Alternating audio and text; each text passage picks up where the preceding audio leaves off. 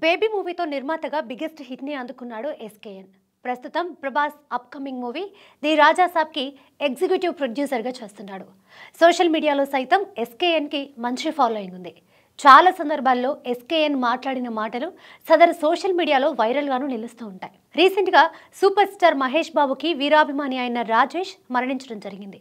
దీంతో రమేష్ నాయక్ అనే మరో మహేష్ అభిమాని ఎక్స్ వేదికగా ఎస్కేఎన్ కి ఈ విషయాన్ని తెలియజేయడంతో పాటు చనిపోయిన రాజేష్ కి 10 సంవత్సరాల కొడుకు 6 సంవత్సరాల కూతురు ఉంది, ఏదైనా హెల్ప్ చేయమని రిక్వెస్ట్ చేశాడు.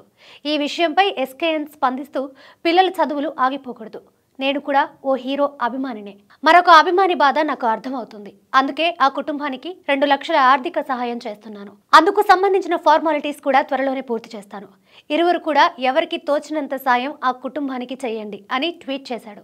దీంతో ఎస్కేఎన్ పై నెటిజన్లు ప్రశంసల వర్షం కురిపిస్తున్నారు.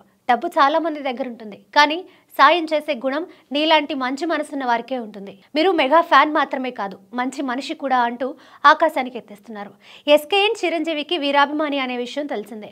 అల్లు అర్జున్ కి సన్నిహితుడు కావడంతో పాటు అల్లు అర్జున్ సంస్థ గీతా ఆర్ట్స్ కి సంబంధించిన వ్యవహారాలు కూడా చూసుకుంటూ ఉంటాడు.